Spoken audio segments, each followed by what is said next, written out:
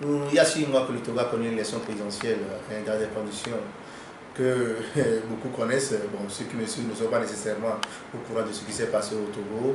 Et il y a eu des volte-face spectaculaires au niveau de la Commission électorale nationale et indépendante, avec des membres qui ont été limogés, même avant la proclamation des résultats. Les conditions de la proclamation des résultats ont été catastrophiques et finalement ont proclamé Faure Gnassingbé gagnant. Et depuis lors, c'est le silence radio. Le Togo vit dans une torpeur, dans un silence qui ne dit pas son nom.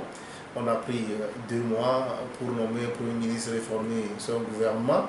Le gouvernement dort et on ne sent pas qu'il y a des ministres dans ce pays. Et quand vous allez à la télévision nationale, c'est peut-être des ouvertures ou des clôtures de séminaires qui n'ont aucune complicitance et qui n'ont aucune condescendance en matière d'utilité publique. Et nous pensons que le bilan est négatif. Je le dis que le bilan est négatif parce que les engagements pris par celui qui a gagné les élections, celui qui est censé gagner les élections, Faure Gnassingbé, à ce jour, n'ont pas été honorés. À 6 mois, d'abord, un Premier ministre doit, à 100 jours, faire un bilan pour dire que voilà, j'ai fait ceci, j'ai fait cela. 100 jours après, le Premier ministre n'a pas donné de bilan et à 6 mois, on en est encore là, il n'y a encore rien eu. Aujourd'hui, nous sommes face à des enjeux. Et le premier grand échec, c'est l'annulation du sommet sur la sécurité maritime. Ça veut dire qu'un gouvernement qui s'engage à restaurer l'image d'un pays à travers un sommet sur la sécurité maritime, qui à un moment donné n'a pas pu tenir le sommet, a déjà échoué sur la ligne. Donc j'étais le président, je balayais tous ces ministres-là qui sont sur ce dossier. Et il y a un autre aspect, il y a l'aspect développement. Les grands chantiers de développement en matière des travaux publics des routes sont à tous les niveaux en lambeaux, si je veux le dire ainsi. Il y a des travaux qui n'ont pas été bouclés, qui ne sont pas finis. Il y a certains chantiers qui sont restés, qui ont été terminés en queue de poisson. Et il y en a même qui n'ont même pas démarré. Et autour de ces chantiers, on sent et on dénonce la corruption à haute dose, on sent les détournements de fonds, on sent des commissions, des rétrocommissions, et on sent que le Togo n'est pas encore à cette phase où la transparence dirige, prédomine, la transparence est de ligne, est de règle par rapport à la gouvernance. Donc voilà un peu pour les travaux publics. Par rapport aux prestations, vous voyez que le système Internet à ce jour au Togo est assez défaillant. Là, j'interpelle la ministre des Postes et Télécommunications, de l'économie numérique. Elle n'a rien fait. On nous a promis dans ce pays que nous aurons des connexions très très rapides et comparables aux autres pays. Mais le Togo est toujours à la traîne en matière de communication. Les réseaux téléphoniques, que ce soit le réseau national public ou le réseau privé, ça ne donne pas, la communication reste toujours chère au Togo. Et le plus grand scandale, c'est que quand on promet aux populations le bien-être, et 2 mois après avoir été élu, on augmente le prix du carburant. Ça veut dire que le Togo est l'un des pays où le carburant, par rapport au coût de vie, au pouvoir de vie des populations, est très cher. Alors que le carburant est le moteur de développement d'un pays. Quand on augmente l'essence aujourd'hui, c'est les prix des transports qui augmentent, c'est les prix des produits, des denrées qui augmentent, etc. Là également, il y a échec. Même sur la situation politique, l'administration politique, comme on l'appelle, il n'y a pas une réelle politique, comme on le dit, qui permette aujourd'hui d'envisager de grands enjeux, de grandes perspectives politiques pour le Togo en matière nationale et internationale. Donc, c'est l'échec total au niveau du gouvernement togolais, c'est l'échec total au niveau du nouveau mandat de Faure Gnassingbé, le social qu'on a promis, et on n'est pas à la hauteur de ce social. Donc, je ne peux que dire exactement ce qui se passe à travers les exemples que je vais donner. Maintenant, elle aussi a failli à ses obligations parce qu'après avoir participé à l'élection présidentielle, je veux parler du principal parti d'opposition, elle n'a pas eu le courage de revendiquer, comme elle avait promis, sa victoire.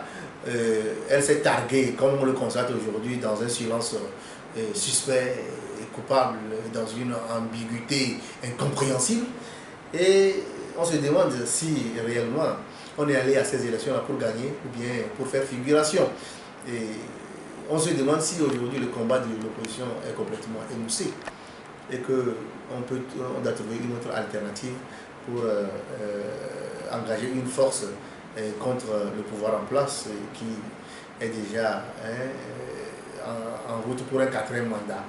Et l'opposition aussi a failli. Il faut maintenant trouver les formules, ce n'est pas à moi de leur donner des conseils parce que moi j'observe, je dis, et je relate ce que je vois, je relate les faits.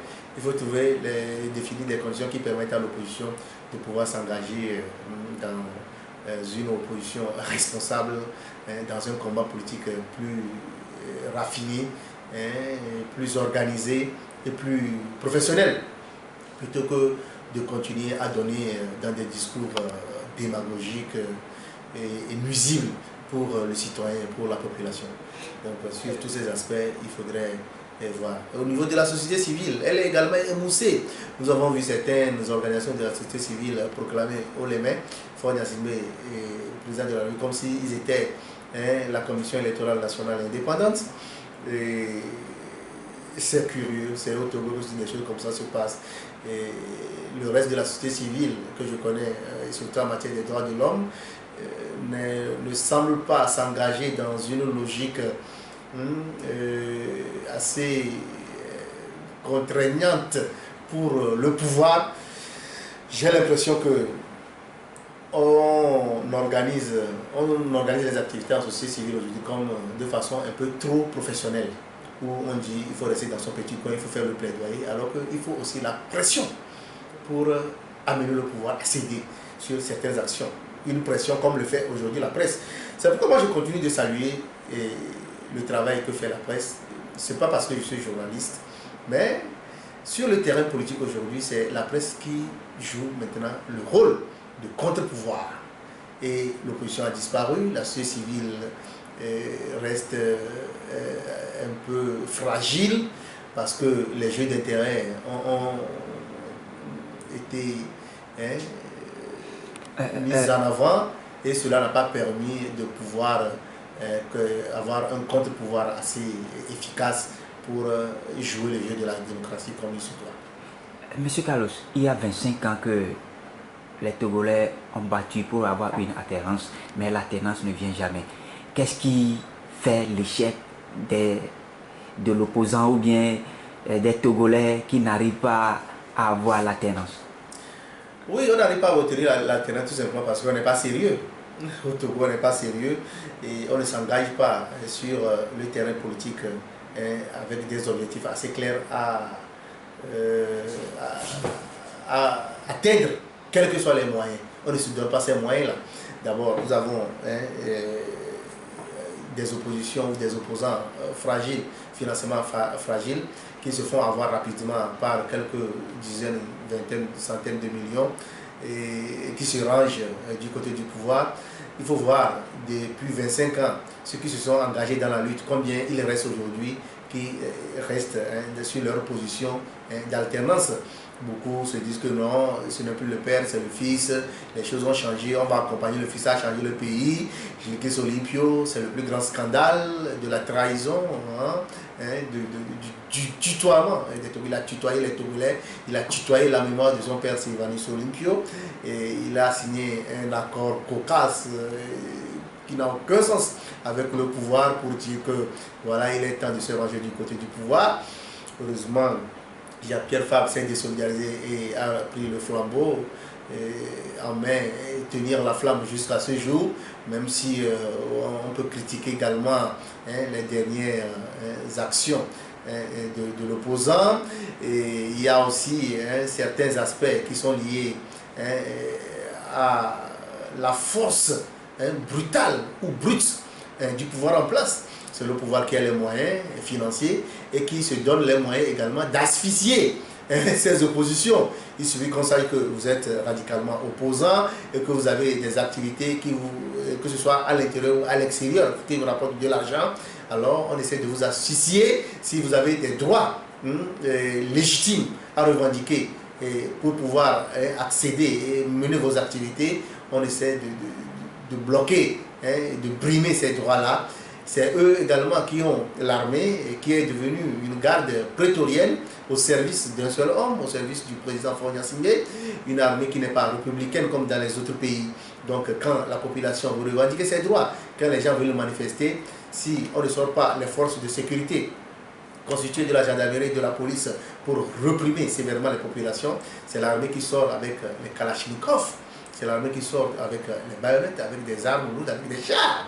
Et souvent, les victoires se fixent au bout de ces chars, au bout de ces kalachnikovs. Ça fait que la force brutale est là. Et ça fait également que l'opposition fragilisée, ceux qui n'ont pas le courage de recommencer, d'être persévérants dans ce qu'ils font, et finissent par rebrousser chemin, par démissionner. Donc voilà pourquoi on ne peut pas avoir l'alternance. Pour avoir l'alternance, il faut avoir des convictions. Il faut avoir un peuple déterminé comme au Burkina. Il faut avoir un message à donner à ce peuple-là pour le mettre en mouvement. Il faut créer des conditions pour que le pouvoir puisse sentir que voilà, arrivé à un moment donné, nous devons céder parce que le pays ne nous appartient pas. Le pays n'est pas un patrimoine familial, clanique. Il faut créer toutes ces conditions-là. Il faut donner des garanties au pouvoir que ce ne serait pas la chasse aux sorcières. Quand vous allez faire l'alternance, nous sommes en démocratie, vous avez géré le pays pendant un temps, il faut que d'autres personnes le fassent. S'ils ne le font pas bien, vous pouvez revenir. Il faut donner toutes ces garanties-là afin que la démocratie puisse être bien huilée et puisse évoluer. Mais si on reste dans des discours parfois caustiques et non rassurants, des discours de haine qui n'autorisent pas les tenants du pouvoir de se mettre à l'aise, ils vont se radicaliser sur leur position, ils vont se braquer, et tous ceux qui ont intérêt à ce que ce pouvoir se perpétue pour qu'ils puissent bénéficier de façon illicite des biens de l'État vont continuer par mettre les moyens, que ce soit financier, que ce soit physique, que ce soit militaire, que ce soit je ne sais pas quoi, pour faire maintenir le pouvoir en place. Donc l'alternance, c'est la conviction, l'alternance, c'est l'engagement patriotique, l'alternance, c'est la mobilisation autour des objectifs patriotiques. L'alternance, c'est la mentalité à pouvoir accepter que le patrimoine togolais n'est pas un patrimoine clanique familial, mais c'est un patrimoine pour tous les citoyens togolais. Merci. C'est moi qui vous remercie.